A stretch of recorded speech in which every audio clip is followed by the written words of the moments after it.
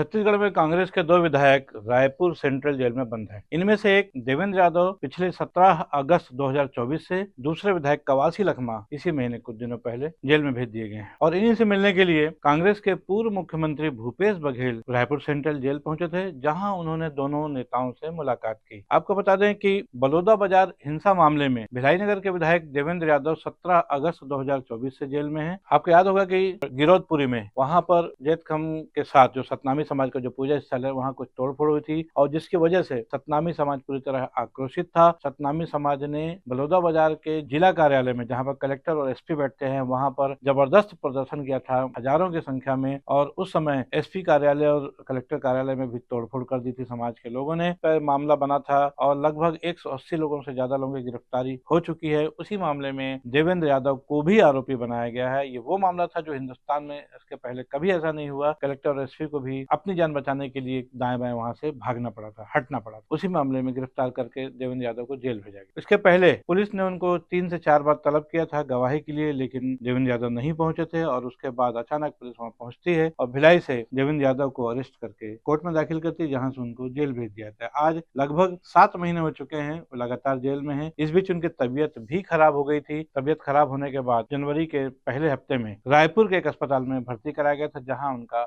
Hernia का operation भी हुआ है। इसी बीच कांग्रेस के पूर्व मुख्यमंत्री भूपेश बघेल सहित वर्तमान नेता प्रतिपक्ष चरणदास महंत और तमाम नेताओं ने, रविंद्र चौबे भी जिनमें शामिल थे पूर्व कैबिनेट मंत्री, इन सब ने जाकर राज्यपाल को भी ज्ञापन सौंपा था। भूपेश बघेल तो देवेंद्र यादव के घर में जाकर के उनकी माता और उनके भाई धर्मेंद्र यादव से उन्होंने मुलाकात की थी और उनको ढाढ़स बंधाया था। लेकिन ये दूसरा मामला तब आया जब कवासी लखमा का, और कवासी लखमा को जब 2000 करोड़ रुपए के शराब घोटाले मामले में तलब किया गया ईडी के द्वारा। पिछले महीने उनको बुलाया गया था, 2 बार पूछताछ के बाद उनको छोड़ भी दिया गया था। 15 जनवरी को जब तीसरी बार ईडी ने उनको तलब किया और लगभग 3 घंटे की पूछताछ के बाद आखिरकार उनको अरेस्ट कर लिया गया। कवासी लखमा पर आरोप है कि आबकारी मंत्री थे और उनके आबकारी मंत्री रहते हुए छत्तीसगढ़ में 2000 से ज्यादा करोड़ रुपए के शराब का घोटाला हुआ था, जिसमें अनवर ढेबर और एपी त्रिपाठी सहित अनिल टूटेजा पूर्व आईएएस पहले से ही जेल में बंद हैं। देखा जाए तो दिल्ली के बाद छत्तीसगढ़ ये दूसरा राज्य है जहां पर ईडी या सीआईडी, सीबीआई पुलिस का महकमा है, कहा जाए सेंट्रल गवर्नमेंट का, इनके शिकंजे में 2 विधायक छत्तीसगढ़ में कांग्रेस के भी फंस गए हैं। निसंदेह पूरे देश में इस किस्म की घटनाएं चर्चा में आ रही हैं। दिल्ली में तो 4-4 विधायक जेल में बंद थे, मुख्यमंत्री केजरीवाल सहित संजय सिंह, उप मुख्यमंत्री मनीष सिसोदिया, इन तीनों की तो खैर जमानत हो गई, लेकिन सत्येंद्र सिंह आज भी जेल में बंद है। इधर छत्तीसगढ़ में फिलहाल लगभग उसी अंदाज में जो ईडी और सीबीआई वगैरह की जो कार्रवाई हुई है, कहीं शराब घोटाला, कहीं कोयला स्कैम, कहीं ईडी की कार्रवाई, और 2 विधायक सेंट्रल जेल में पहुंच गए हैं। छत्तीसगढ़ के पूर्व मुख्यमंत्री भूपेश बघेल ने सेंट्रल जेल में जाकर दोनों अपने साथियों से मुलाकात की।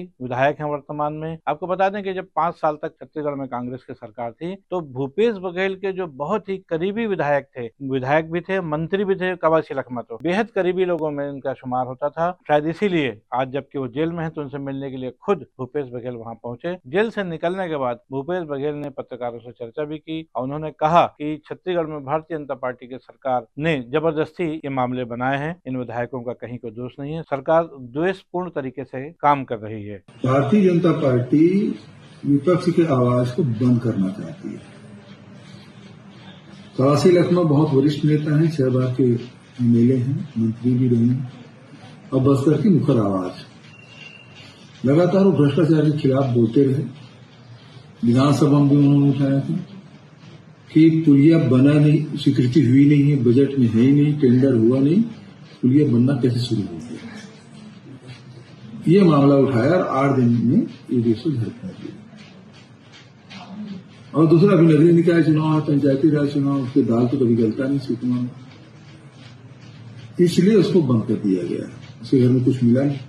उन्होंने ये भी कहा कि छत्तीसगढ़ सरकार, बल्कि यह कहा जाए केंद्र सरकार, जो सरकारी एजेंसियां हैं ईडी या सीबीआई जैसी एजेंसियां, उनका दुरुपयोग कर रही है और जो विरोधी दल के नेता हैं उनको किसी न किसी के मामले में कार्रवाई करके फंसा रही है और ये मामला पूरे हिंदुस्तान के विभिन्न राज्यों में भी चल रहा है। आपको बता दें कि कवासी लखमा 15 तारीख को अरेस्ट हुए थे और 21 तारीख तक उनको ईडी की रिमांड पर भेजा गया था, 1 हफ्ते की, और 21 तारीख को कोर्ट ने उनको न्यायिक हिरासत में जेल भेज दिया गया था। अब उनकी अगली पेशी जो है 4 फरवरी को है। जेल से मुलाकात करने के बाद भूपेश बघेल और ये कांग्रेस पार्टी अपने दोनों विधायकों के क्या करती है उनकी जमानत के लिए, क्योंकि हाल ही में देवेंद्र यादव की जमानत से संबंधित एक दस्तावेज सुप्रीम कोर्ट में भी दाखिल किया गया है और सुप्रीम कोर्ट ने छत्तीसगढ़ सरकार से, हाईकोर्ट से तलब किया है, एक जवाब मांगा गया है 3 हफ्ते का। उसके बाद इस मामले में फिर सुनवाई होगी। जेल से आने के बाद भूपेश बघेल अपने साथियों के साथ, कांग्रेस के साथ, अपनी पार्टी के नेताओं के लिए क्या करते हैं, कांग्रेस का क्या कदम होगा, इस पर सबकी निगाह बने रहेगी। तब तक आप बने रहिए हमारे साथ। आज के लिए बस इतना ही। मैं हूं बीडी निजामी और आप देख रहे हैं न्यूज T20। हमारी ये खबर आपको कैसी लगी इस पर अपनी राय अवश्य दें। खबर को लाइक करना ना भूलें और चैनल को सब्सक्राइब करना भी। कल फिर मिलेंगे किसी नई खबर के साथ, तब तक के लिए दीजिए इजाजत। जय हिंद, जय भारत, जय छत्तीसगढ़।